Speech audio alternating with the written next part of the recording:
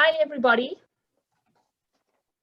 Welcome to the Wednesday morning of the Eastern Tennis Conference. So happy to have you all back with us. I know we're all really missing being with all of you in person. I've had people saying to me, oh, I'm missing the networking, I'm missing the chat.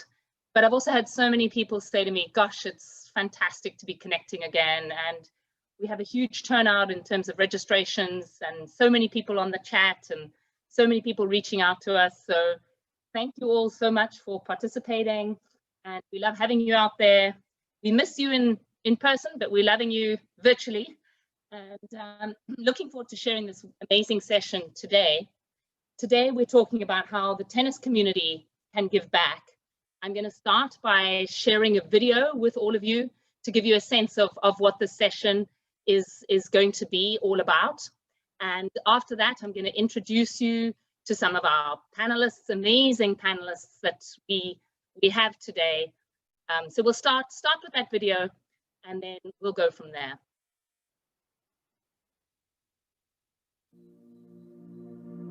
It was a special weekend at the Westside Tennis Club with members taking to the courts in support of the American Cancer Society. Today we're hosting what's called Serves and Support here at the club. It's a mixed doubles fundraiser tournament. We've partnered with the USTA Eastern and the American Cancer Society. And it's great. I mean, it was just so nice that the club was able to do this and support it. Cancer has touched the lives of millions, making it a very personal cause for some members playing in the tournament. I instantly wanted to get involved. I was diagnosed last year in 2019 with metastatic breast cancer, and underwent treatment and still in treatment, and this event was just all about hope for us.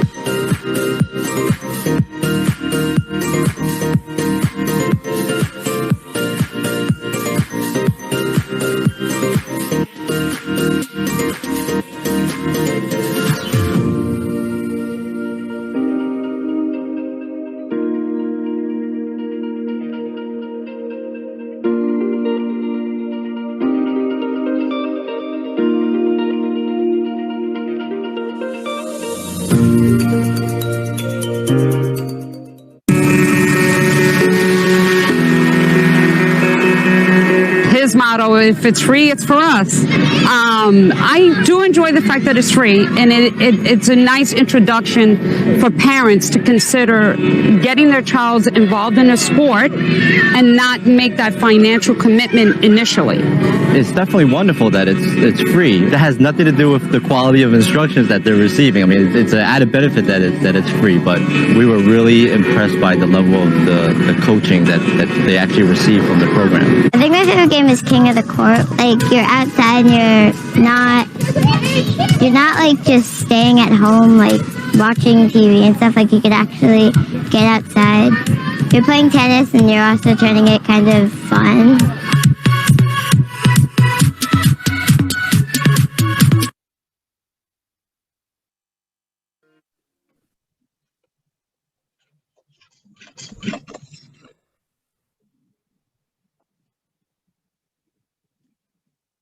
Well, while that music was on, I did feel a little bit like bopping and weaving, and not only bopping and weaving, but just the excitement of how much amazing work all these panelists here today have done. But again, how many other people that we haven't even brought on the panel, how much good work everybody's doing in their communities through tennis. And that's what we're going to talk about today, how the tennis community can give back. And this session is going to showcase just 3 of the innovative projects, but we're aware that in Eastern there are many more.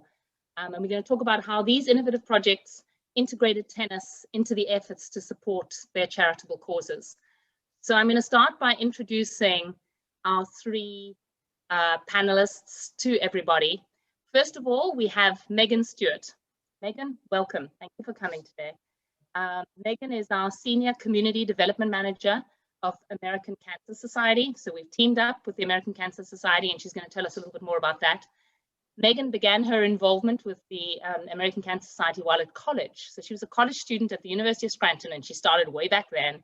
And in her career, she's managed many events of this kind, bringing in millions of dollars to support this great cause, including the highest grossing Relay for Life event on Long Island and the Babes Against Cancer golf program. And she's now the American Cancer Society lead for the new relationship that we have with the USTA, and she's going to tell us a bit more about that. A little fun fact about Megan is she loves to water ski, and she's been water skiing every summer for the past 19 years. Welcome, Megan.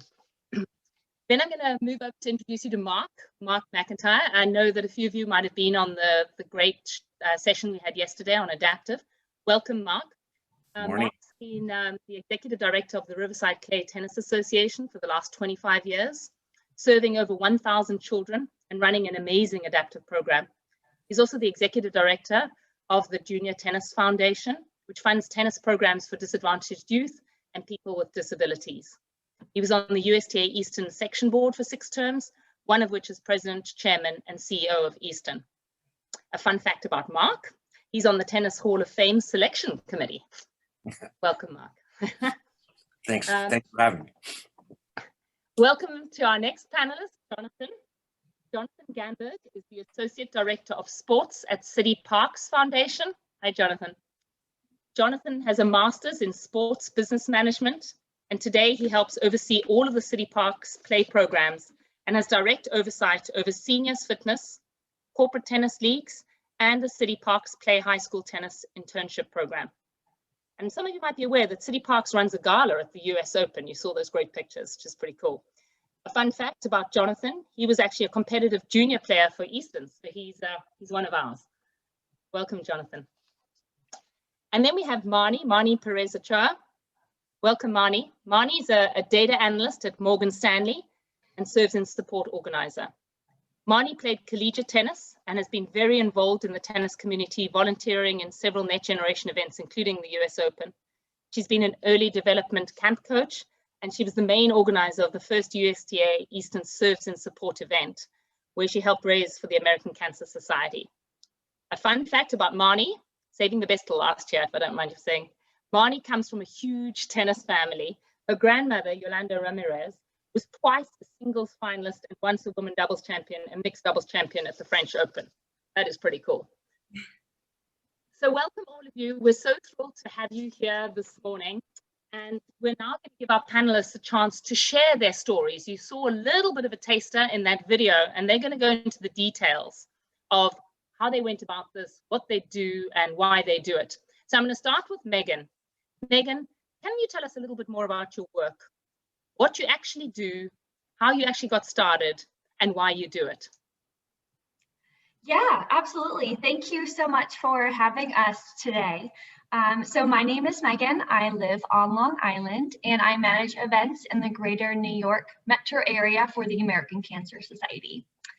The American Cancer Society is a nationwide volunteer-led health organization committed to eliminating cancer as a major health concern. Volunteers and people like you across the country host different events to fundraise for our patient programs, our services, our cancer research, and education. We have walkathons like Relay for Life and are Making Strides Against Breast Cancer to events you may have heard of or even participated in before. We also have galas and golf events throughout the country. I actually manage a really successful group of member-run golf tournaments right here on Long Island. I'm excited to take that knowledge and now extend it to the USTA.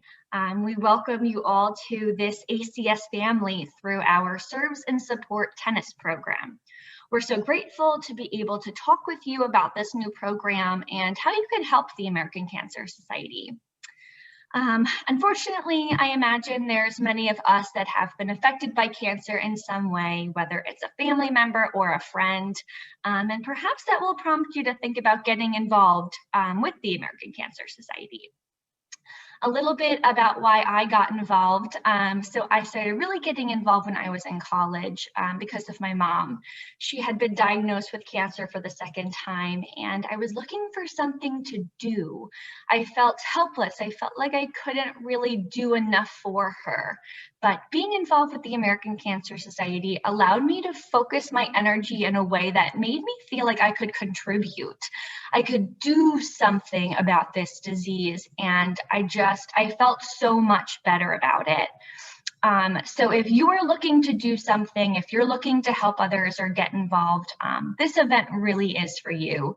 The American Cancer Society brings the most special people together, and Marnie, who's here, is really certainly one of them. We become instant family and are connected in a really special way.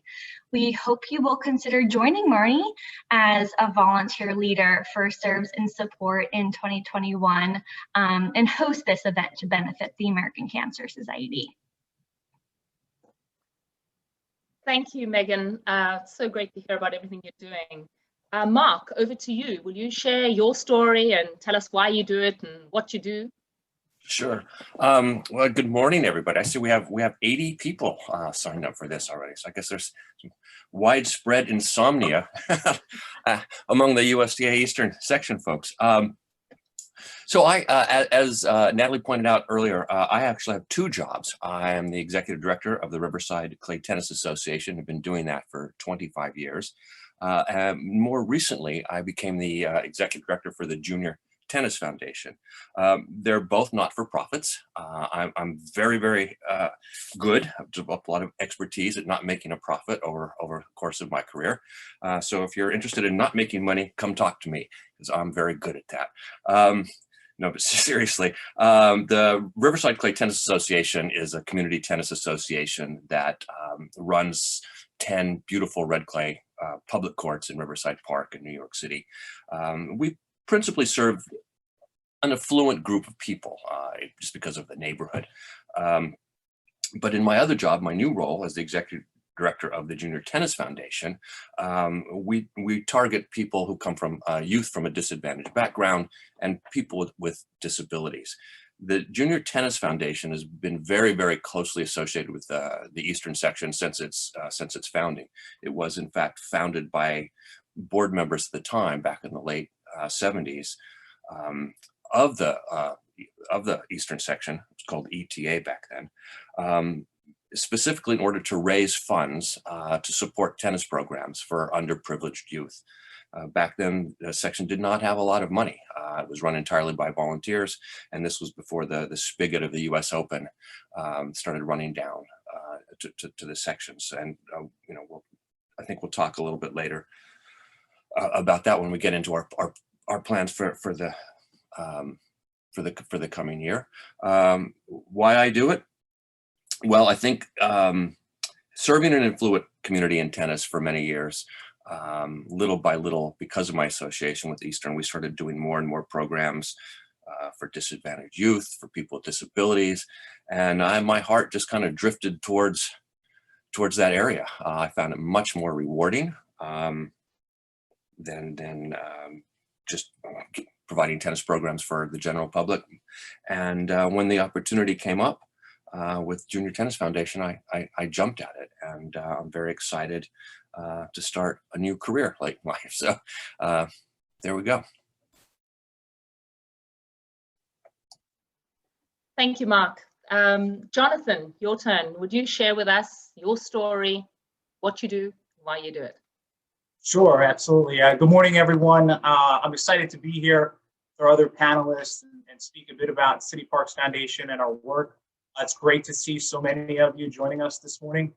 Before I answer the question, I do want to just say thank you to USDA Eastern and all of their staff for putting together such a wonderful conference this week, and so much more beyond that. We've worked with them in so many different ways over the years, but their support and guidance the last 10 months has really been tremendous. It's been a vital resource for so many organizations in the Eastern tennis community, and they've shown just how committed they are to growing the sport of tennis and supporting organizations like mine. I know Natalie read off my bio a little bit earlier, but I'll share just a little bit more information I grew up playing tennis here in the Eastern section, actually played in many of the same parks that I help run programs in now. As a decent player, I went on to play college tennis at Stony Brook University, started teaching tennis in Brooklyn right out of school while I was taking classes for a master's degree in sports business management. And upon graduating, I had run into this position of sports program manager at this organization called CityParks Foundation. I wasn't really too familiar with the organization, but after doing some research and going through the interview process, I learned about the variety of large-scale sports programs that they ran throughout New York City. And so much of what I was looking for in a career was front and center at this nonprofit organization that was reaching thousands of New Yorkers every year. So we both took a chance on each other. And as they say, the rest is history. That was over 8 years ago. And I'm so grateful to have had the opportunity to work with this organization for all these years. For me, it feels like I've really come full circle from that kid who started playing tennis in the park to now being part of an organization and a team who helps to put a racket in the hands of thousands of kids across the city every year. So it's really truly been a meaningful experience. From the short video you saw, I think you get a sense of the work that we do, but honestly, that's just a snapshot. As an organization, we are dedicated to invigorating and transforming parks across the city into dynamic, vibrant urban centers through sports, but also arts, education, community building programs for all New Yorkers. Our programs are located in a typical year. Our programs are located in more than 400 parks, recreation centers, and public schools across New York City, and we reach over 300,000 people each year. With respect to this discussion, and I'll build a little bit on it later, a few things I think you heard are really important to focus on from that video.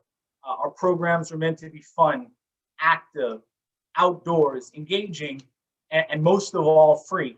And especially now, given the current state of the world, giving kids and parents access to a no-cost programming like this is really, really important. And I'll talk a little bit later on about how we are able to do the work that we do and some of the fundraising efforts that we are a part of. Thank you, Jonathan.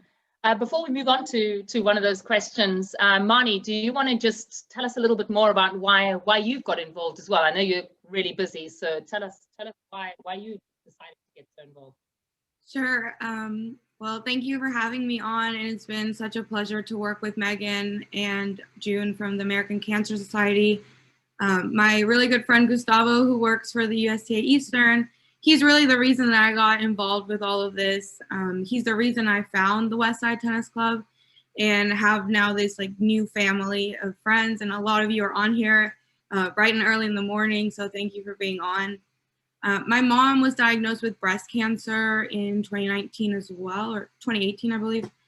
And so it was a really hard time. I just kind of felt helpless, and I really didn't know what to do. As you said, my whole family plays tennis. So it was really important to me to find a way to kind of give back and tie tennis into that, because tennis has been so great to me and my family. We all went to school because of it, and it opened so many doors, and I've been able to meet so many new people because of it. Especially this year at the West Side, we didn't really have any in-person events. So we were all kind of just dying for that social interaction, but keeping it COVID safe. And since tennis is one of those COVID safe sports, it was really important for us to kind of bring the community together and then also do something good. It's really hard to raise a lot of money, and we were very, very lucky to have friends that donated a lot of money. It really blew our goal out of the water. So it's just really rewarding, and I think that's why I like to do it. Thank you, Marnie. Well, you've raised the point of the money, fundraising, and everyone knows about fundraising, but the question they always want to ask is, well, where does the money go? So let's talk about that. I'm going to start with you, Mark. Tell us what you do with the money that you raise. So the Junior Tennis Foundation, we support tennis programs throughout the section that target specifically economically disadvantaged youth and people with disabilities. So there are a lot of very worthy programs. And we provide financial resources. We are embarking now on a program where we're going to try to provide programmatic resources, where we're partnering with some of the very best of our NJTLs and community tennis associations, and trying to help them develop metrics to measure the impact that they're having on the lives of kids.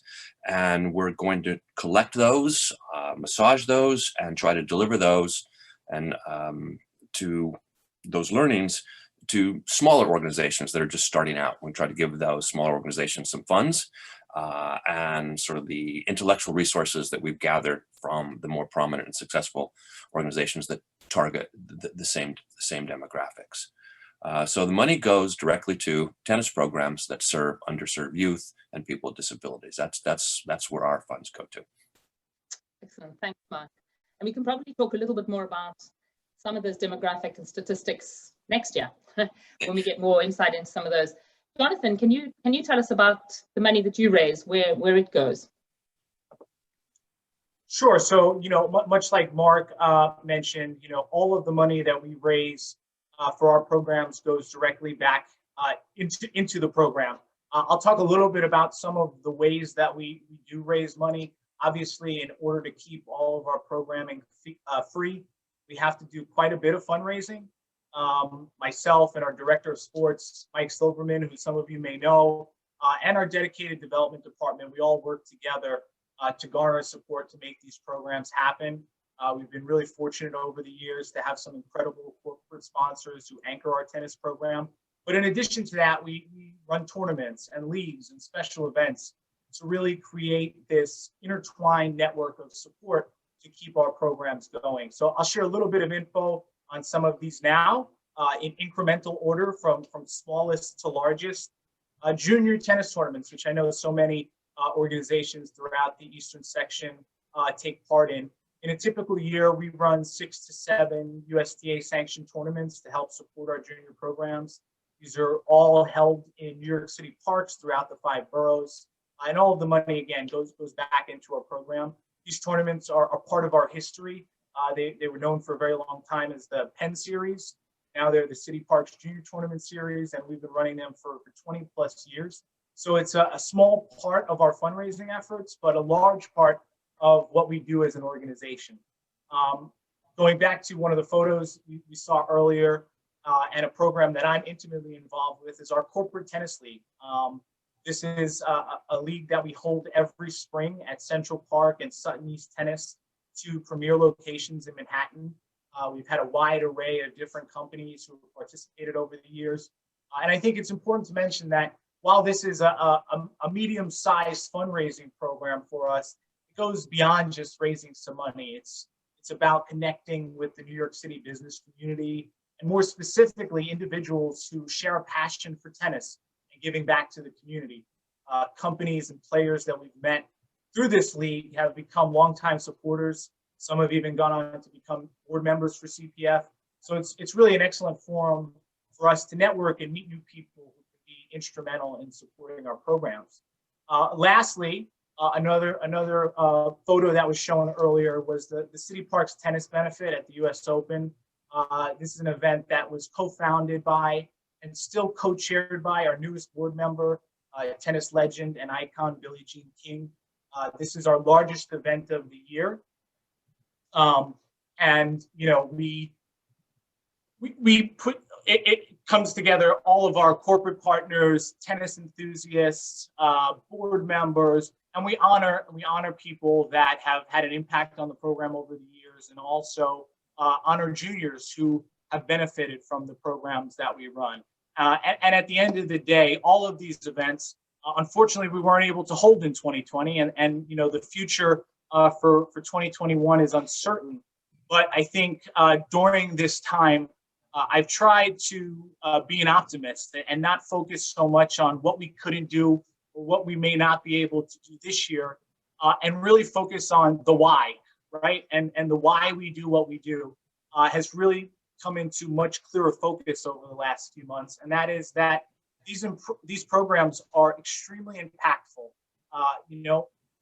public parks, public spaces, and programs in these locations throughout New York City are vital, and more so now than ever, to helping get New York City kids active and engaged again. So, I'm confident that, because these programs are so impactful, there are business leaders, companies, individuals out there who share that passion and want to give back and support the work that we do.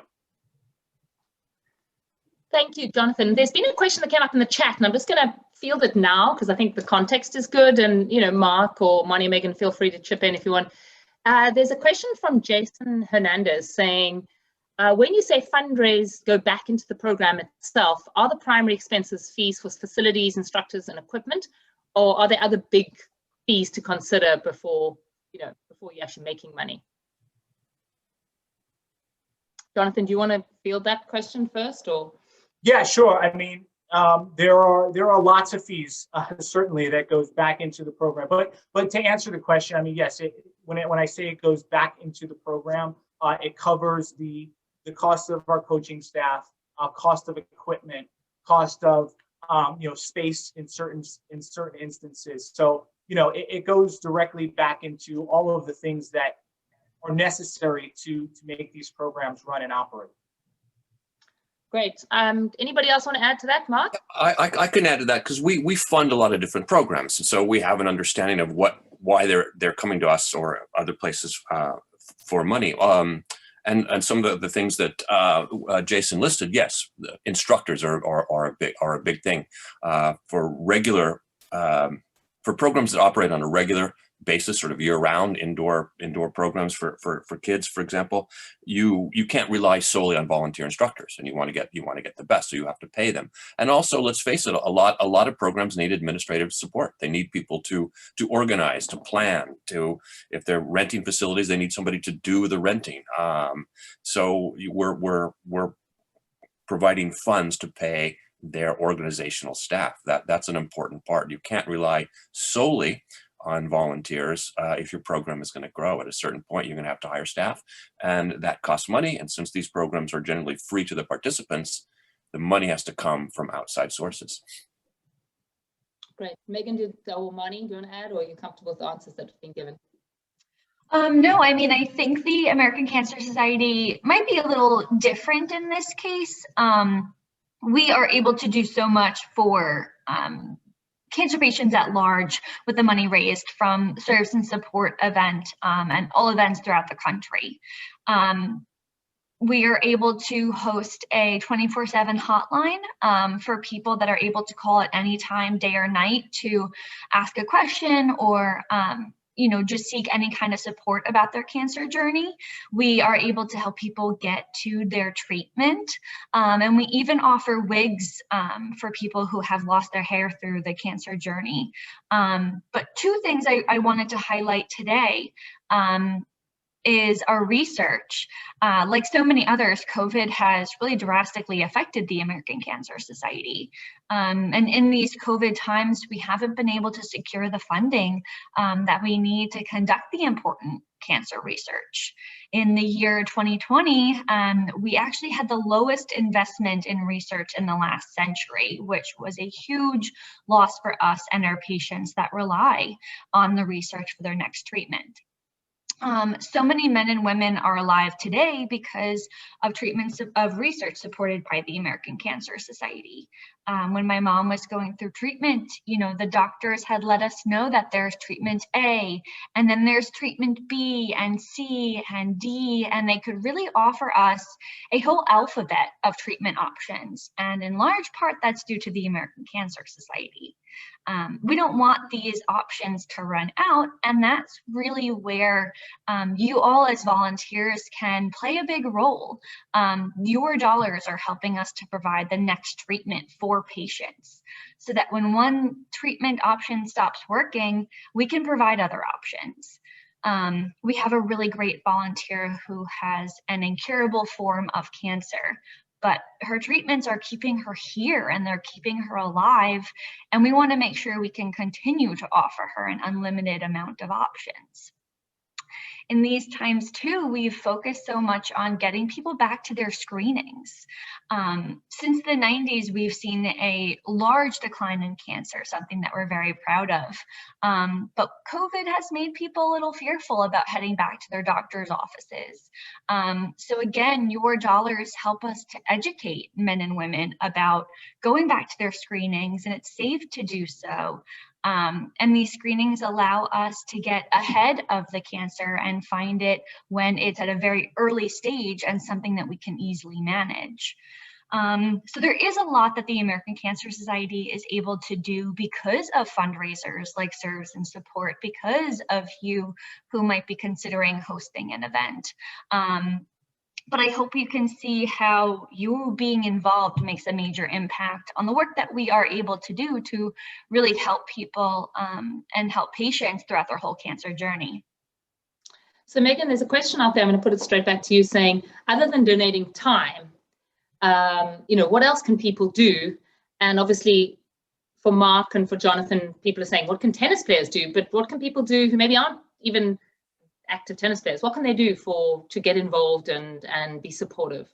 Sure. So donating time is certainly a huge piece, whether it's hosting a Serves and Support event, going to an event, becoming a volunteer in some of our other programs.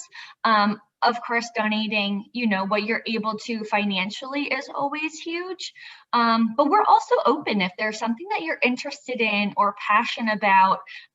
We would love to have the conversation with you. If you have a niche, if you have a hobby that you love, we're more than excited to kind of talk through any ideas, big or small, about how you can be more involved with the American Cancer Society in a number of ways. Thank you, Megan. Jonathan, so this person's obviously a tennis player. Other than donating time, how can I get involved? How can I support you? Any answer to that question? Yeah, absolutely. And he's just said, I meant to say other than the donating dollars. Okay, so he's prepared to give time and energy. Yeah, no, I certainly. I mean, look, obviously, given the challenging times that we're all in, financial support may not be an option for a lot of people out there and companies out there to support in that way. But like Megan said, I think now more than ever, we're open to just having conversations and building connections with different people across a variety of different industries, and understanding some of the things that are important to you, and hearing ideas that maybe we haven't even thought of about ways that you can get involved.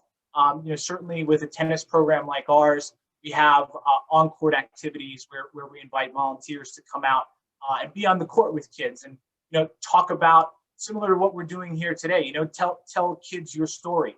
How you got where you are, and those are some of the other ways beyond financial support that people can get involved. You mentioned in the opening how one of my roles at CityParks Foundation is overseeing a high school internship program that we run. So that's something that there's no financial investment involved. If you work for a company, you have a kid come in and shadow you for a couple of days a month, or there's so many ideas and different ways that that people can get involved with a variety of the programs that we offer. So people can just put up their hand and say, I'm keen to support, what can I do? Or they can put up their hand and say, I'm good at this. How can I use it? Mark, I would add a little bit to that. If you're an avid tennis player, so you obviously have some skills. I would say what you could really do, what would be really helpful, is to invest a little time in sort of sharpening those skills. Enroll in a certification course with PTR, USPTA, and learn how to teach a little bit. And then, if you can do that, you would bring so much more value to a program that is helping kids with disabilities, for example. There's a little bit of time learning how to teach would make a significant contribution when you volunteer your time to come and just help out on the court with kids, especially people with disabilities. That would be very, very helpful. Sharpen your skills. And Mark, yesterday there was a question that came in about how many people do I have if I want to start running my own thing? Like, if I want to start running my own little charity? And your answer was you just need one, right? So if someone wants to start something, yes, yeah. We started an adaptive program at RCTA with 2 people, and now it's grown to 24. However many people you are helping, it's incredibly rewarding. And I would say that a program, let's say it's not for people with disabilities, an adaptive program, but just a regular program, you're trying to serve disadvantaged youth. 2 or 3, you can start with that. It doesn't have to be, you don't have to have, you don't need to feel you have to have 25 kids on the court or even 12. 2 or 3 is worthwhile in terms of using a public court for an hour. Those kids will get an awful lot out of it. Yeah, and Marnie, do you want to say a little bit about this, about getting involved? Because you just got involved. Do you want to tell people what to do if they want to do something? Yeah, I mean, I want to just touch on that, on like smaller groups. I actually volunteered, you mentioned in the bio, with the early development camps. And in those camps, there are like 1 coach and maybe 4 players to each court. And you really get to build that relationship with those players. So there's one player that comes to mind. Her name is Stony. And she and her parents and I developed a really great relationship from just those couple of events. And really, we have a really good friendship. She lives in Barcelona now, and we still keep in touch. She talks to me about her matches. So it's like, there are like tangible things that you can help with, which is like money. And then there's like things that you can't like touch, not tangible things, so like time. And then like this relationship that we've built. So just being there for someone, I mean, it's a hard time right now and kids go through a lot. So if you're just there for them, it really helps them. And then especially if I played Division I college tennis and she's aspiring to do the same, it's really helpful for her to see me as, I don't know, a role model or someone to like strive forward to even be better than I was, you know? So it's really rewarding in that sense. So that's really helpful. And again, I just talked to Gustavo about how can I get involved? If there's any other opportunities, keep me in mind. And maybe I can't participate in all of them, but I will do anything that I can. And even with the service and support thing, he was like, do you mind helping out? And I was like, absolutely not. I had a personal connection with my mom having cancer, and then just made an instant friendship with Megan in June. And we've even talked about how to incorporate maybe analyzing the data, which is what I do for a living at Morgan Stanley, and analyzing the data that we had from our participants, how much they donated or what things helped drive those donations up. I was pretty active on social media, like trying to raise awareness for the event. And I think that we can find a correlation with the different types of posts, with the different types of donations and the timing. So everything is pretty connected. And I think it's really important to capitalize on that, to raise the most amount of money to help the fundraiser, but also to just get a full experience and help all those involved, not only people benefiting from the fundraising, but also the participants, because that will keep them wanting to come year after year or event after event. Yes, I think the themes that you have all touched on there is that, one, you can have an idea, you don't really know how to go about it, just share that idea with us or with one of the people on this panel. 2 is you might just have some skill and you think, well, I want to do something with this again, bring it. Don't be afraid, even if it's something small, like Moni just said, even if you just touch one person, all of it matters. I'm now going to open this discussion up to the audience. If you have a question, please put it in the chat and we'll try and field as many as possible. If you want to ask it specifically to someone, let me know, but otherwise I'll let everyone answer. I have one question already from Jason relating to any contacts in the Buffalo Western region that coordinate similar events or organizations. He's interested in starting something small. Does anyone have any connections on this in this group with Buffalo? I know that Joe Steger is not on this, but he's our TSR, and we'll definitely. I was just going to volunteer Joe's name. Yes, Joe Steger is the person to talk to. There are a couple of things in Rochester and Buffalo. I think there's some YMCA's. I think there's a small CTA. I don't know the names of the people that run those, but Joe would be the person to reach out to. Yeah, and we do have ideas and similar types of things going on in most of our regions. So if you want to reach out to us all regionally, we have community coordinators in various regions. we'd be very, very happy to support you in growing something of this nature anywhere. And if you want to support one of these specific organizations that we've been talking about here, you can get connected to them as well. All right, so we have another question here. Question for Mark. What metrics can you use to determine if a kid is spending time on the tennis court and if it's actually helping him? What metrics to determine whether it's actually supporting them? Well, that Mickey, you have put your finger directly on the heart and soul of the matter, and that is a difficult question. That's what we're trying to learn. That's exactly what we're trying to learn, and we're working with organizations that have been doing this for years, and learning from them and trying to assist them. That's what we're all trying to figure out. How do you measure things like self-confidence? I think, which is one of the biggest things that tennis can help a child with. So you have to establish a baseline before they start the program. So you have to survey, get self-assessments from the kids, which is not easy to do, from their parents, and then you have to go back and follow them over a period of time and see if there's discernible improvements in those intangible areas like self-confidence. Then there's grades in school. There's the amount of time that they spend with schoolwork, that type of thing. So you have to, the key is to establish baseline values, and then the ability to follow up over a long period of time. And none of this is going to happen overnight, obviously. You know, that's things like that. Getting a little bit of data is better than just relying on testimonials. I mean, we all know that tennis provides a great deal of benefit. Those of us who play, those of us who have family members who play or kids, we all can see it, but proving that case is something that we desperately want to do, because we want to be able to go to donors and potential donors and say, look, we know your dollars are going to have an impact on someone's life. And I wish I could answer your question better, but I can't, because it's unknown. It's something we're embarking on now to try to figure out. And I am open to any ideas that anybody has about how we measure the impact tennis has on an individual child's life. And I've had somebody in the chat saying, tune in tomorrow to the NJTL panel where they talk about how we measure confidence and other social and emotional learning capacities through these programs. So that'll be helpful too. Yeah, Kings County. And we look forward to seeing that data, Mark. Yeah, Kings County Tennis League does a marvelous job. They are tackling this problem. And they're in for the long haul. And I'm proud to say that those are one of the organizations we have been able to support and will continue to support. And they are working with us or we're learning from them, I should say. And we would like to share those learnings with other organizations about how to measure impact. So thank you for that, Laura.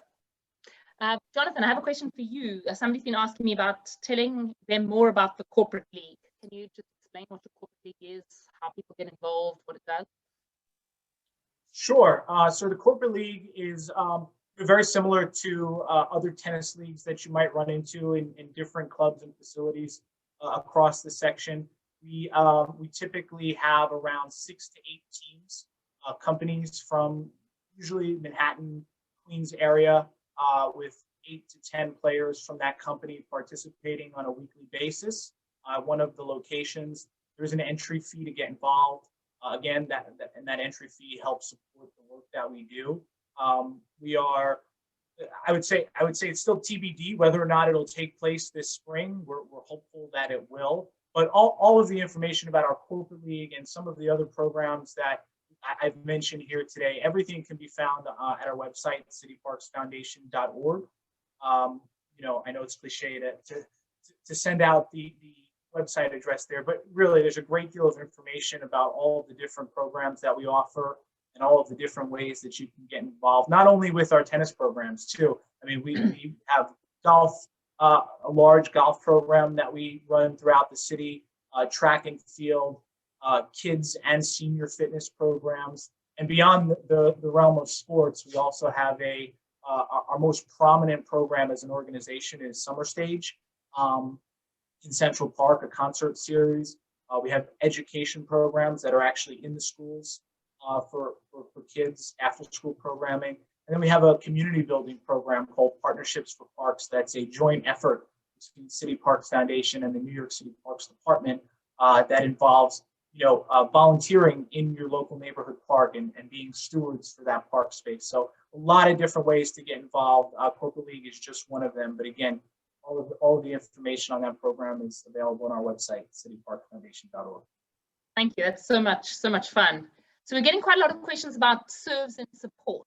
Do Marnie or Megan, do you guys want to talk about that? So I'll tell them a little bit more about what it is and how to get involved. Yeah, I'd love to talk from the ACS side, and then Marnie, if you can jump in from being a planner. So we worked with Marnie, and she really had decided on what the tournament was going to look like in the day, and we were able to provide her with a customized website, a place where donations can come through via credit card, kind of like an easy place to host everything, host information, add details, add pictures. That's something we can provide for you. And we've also developed a toolkit, kind of a how-to on ideas, tips and tricks, tools, collateral, suggestions. In addition to speaking with myself and my colleague June, really on that one-on-one, how can we make this work? How can we make this easy and fun, and still really bring your community together? So you have a partner in myself or June that you'll work with the whole entire time, in addition to giving you that website and a toolkit. So that's kind of from our perspective. Marnie, if you want to jump in from yours. Sure. I'll just echo that in the sense that it really did feel like I had a partner helping me along the way. I mean, I have a full-time job and, we all work 40-hour weeks, but it's actually a lot more than 40 hours. So it was just trying to coordinate everything to be running as smooth as possible. And Megan and June and Gustavo really helped with that. There are a lot of things that go into planning an event, and I think our biggest focus was making it so that everybody could be involved. I talk a lot about not necessarily people participating in the fundraiser, but just everyone. At the West Side, we have I really like to think of it as a family. We're all really connected. Everybody knows everybody. So even the non-playing members could participate by donating money or buying raffle tickets. So we had a lot of different things that didn't include just playing tennis. I know that this is a tennis conference and that is the main thing, but we all have either a spouse, a partner, a family member that is not a tennis player, and they would also like to help. So I think our biggest focus was making sure that everybody felt welcomed in participating, and we had something for everybody. So we had a 2-day event, and the cool thing about serves and support and hosting your own event would be that you can really make it your own event and tailor it how it would fit your club best. So for us, we wanted to do a mixed doubles tournament for 2 different days. We had, say, the A-level players on the first day and then open to all levels on the second day, so that we could coordinate and mix and match the different players. So that was really fun, and we had a lot of rotating partners, so we got to talk to a lot of people that we normally wouldn't. So that was really fun. And then after the event, we held the raffle, and then we all stayed for dinner and had a few drinks, and it was just really fun to have that during COVID and still follow the social distancing guidelines. I think if you're a club manager or a player, really this is open to everybody and open to whatever is going to make the most sense for your tennis organization or your tennis club, or just a group of friends that want to get together. We're really flexible in building this to fit whatever you and your community is looking for. And we're just grateful and excited to have the opportunity to tell you more about the American Cancer Society. And to also spread the word about what we are doing in your communities and how we can help anyone that that is currently going through a cancer diagnosis. Right, and just to quickly add, even if it's a small event, word of mouth travels, and then people want to beat your event or they want to piggyback off of that. So it kind of spreads like wildfire in a good way, and you have a lot of little events that add up to large amounts. So don't focus on oh, well, I only had, I don't know, $1,000 raised, or every single penny counts. And having that website show the amount that we had raised really motivated, I think, the participants it was really nice to have that one-stop shop for them to go donate and see the donations. And a couple of people that I know are on this call, they have this competitive spirit, I'll say, and they would donate $1 more than the person at the top of the leaderboard. They would be the top. So it becomes really fun, and it's all for a good cause. So I can't encourage people enough to just get out there and do it. You know, you can always improve and build on it and make it better the next time around. Absolutely. I think, you know, never be afraid to start somewhere is kind of part of the motto that we feel that the USTA, when we're supporting or partnering with people, is like, let's give it a go and let's see where it goes. So I have a few more questions here. Mark, there's somebody called Joanne Parker who said she's working on an event for a nonprofit agency that provides education, residence and day programs for individuals with disabilities. As part of the tournament, they want to include a tennis clinic for the individuals as a way to incorporate their mission. And they could use resources for a tennis clinic. And she's wondering whether you had any insights. She'd love to connect with you. So I don't know if you want to connect now or you want to connect. Yeah, no, please. I'll give you my email. It's very easy. It's mark@juniortennisfoundation.org. Reach out to me and we'll get you set up. Promise. And Mark, maybe you want to use the example of the Grand Slam that we did in the middle of COVID as an example of some of it being quite small, something big, and a beginning to something in terms of an example of how you can run something small and hopefully we plan to grow it over the years. Yeah, sure. It was part of an effort. So the Junior Tennis Foundation and the Eastern section together have been largely funded by the U.S. Open revenues that have accumulated over the years. And that particular spigot got shut off because of COVID. So suddenly we find ourselves without the funds flowing down from the U.S. Open that we can give out to organizations. So we've developed a number of strategies to replace that funds, and one of them was to go to the tennis playing community. So if we're trying to raise money for disadvantaged people and people with disabilities, with that we must go to the advantaged people. We must go to the able-bodied players, and try to make it fun to donate money. So we held a pilot program, which we plan to continue, which is called the Grand Slam Future Series. We're going to try to have a series of tournaments played on different services associated with the 4 Grand Slams. Raise the tournament fee quite a bit to bring in a celebrity tennis player, make a bit of a party, and slightly competitive but mostly fun round robin mixed doubles. And we had the first one on clay. Fortunately, I was able to provide those courts wearing my other hat, running the red clay courts, and we had a terrific response. We raised a couple $1,000 for one long afternoon of tennis. We had Liesl Huber come. We had raised money for the Carrie Leeds, so we were able to give her a big $12,500 check at the event, and we had some food and drinks and quite a party. And we partnered with Eastern through the registration process for that and for getting the word out. And we filled up our draw. And our plan this year is to have a series of those interconnected. Teams can earn points, and maybe we'll have a final end of year championship with some of our tennis celebrities. And if I may, Natalie, I'm sorry, I don't mean to monopolize things, but I see that Judy has asked a question about incorporating. Yes, I was going to go there. Yes. So yes, there is a network of what's called NJTLs, National Junior Tennis and Learning, founded by Arthur Ashe. They're USDA programs. We fund most of those. Some very prominent ones here in the Eastern section. If someone else wants to talk more in depth about that, Natalie, please let them do it. But we definitely have a network of fine organizations like Kings County Tennis League, Harlem Junior Tennis, New York Junior Tennis and Learning programs that are specifically dedicated to that. And the whole definition of an NJTL, just for those of you who aren't familiar, is that it combines tennis with a learning program. So for those of you who are interested in that, there is an NJTL session at the Eastern Tennis Conference still coming up, so you can attend that as well.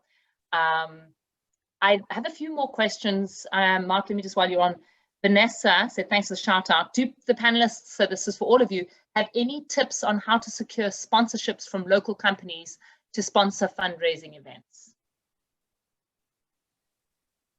I mean, I can address that in some way. I mean, Jonathan, yeah, cool. Like I mentioned earlier in our piece, we've been really fortunate over the years to have some great corporate sponsors, support our tennis program and all of our programs. And really, I think it comes back to those relationships you have with individuals. It's very hard to pick up the phone and call, Pepsi or Coke or some of these large companies and corporations and say, I run so-and-so program. We need this amount of money to do this. Chances are it would be a very long shot that you would even get the right person on the phone that you were trying to connect with. So it's really about building relationships with individuals. That's why it's so important for CityParks Foundation to hold events like our CityParks Corporate Tennis League.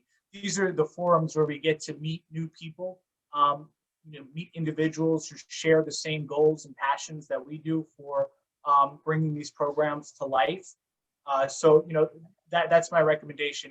I'm sure Kings County Tennis League has a board of directors, and they all have friends and associates, and just trying to get as many different individuals involved with the program that you run, and really connect the dots to see who has a connection at this organization that might be willing to support what you do.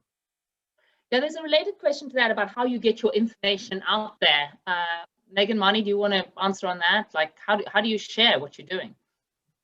Yeah, I mean, I'll just echo what Jonathan said. It really is all about networking. And if you live in New York, it is about who you know. So everybody knows somebody and you're connected in one way or another. So it's really just leveraging those connections to be able to secure those partnerships. I'll just quickly touch on like larger corporations. All these large corporations would love to fundraise or to provide funds for your events, but they usually have a site or a place on their site where you can formally request those kinds of things. So, like he mentioned, it's hard to just nail down that one person that is in charge of that, but they typically have a place on their site for that. So I work with Adidas on that. You have to fill out forms and stuff, and it's kind of a lot of paperwork, but it's worth it in the end. And then getting the word out. I mean, social media is so powerful. We live in a very visual world right now. Videos, TikTok, Instagram, Facebook, just sharing and having your friends share. And one really cool thing that we did for this event was Kristen from the USTA created these banners for our profile pictures on Facebook. And it said like, I'm playing in Serves and Support, join me by donating here. So when I would scroll through my feed, I would see like that icon all the way down the page. So that was really cool. And I think just sharing, and with every person it's kind of like COVID in the sense, like, you can infect anybody so quickly, but you can infect people in a positive way here by just spreading the word. And I talked about how it was like spreading like wildfire, like word of mouth. That's your biggest tool. And we will be sharing the details of every single person who's been on this panel, their organization, what they do, and how to contact them, to every person who's been on, who registered for this. So you will be getting that information from us. Just a few reminders before we close off, because we really are coming to a close here. The time for the NJTL session is Thursday at 7:30. It's amazing to see what those organizations are doing too, so please check in for that. We also have our session on, where are we? 6:15 on Friday, where we're giving away all our live awards. So tune into that too. We'd love to see you all there. We have people saying fun things like how much they miss Luke Jensen. And there's other stuff. I'm not able to get to every answer. If you do have another question that you weren't able to have fielded, please send them to us and we can get an answer to you privately.